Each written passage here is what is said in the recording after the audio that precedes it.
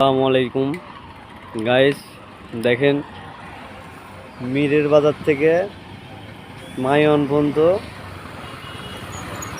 2 ঘন্টা ধরে জাম খাচ্ছে। দেখেন,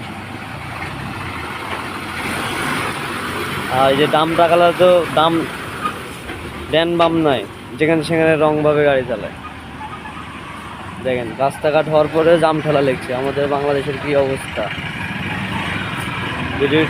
ভিডিওটি বেশি বেশি করে শেয়ার আর সবাইকে দেখার সুযোগ করে দিন। দেখেন, এই 3 কিলো রাস্তা যদি 3 ঘন্টা 2 ঘন্টা করে জাম ঠেলতে হয়, তাহলে বাংলাদেশের কি অবস্থা।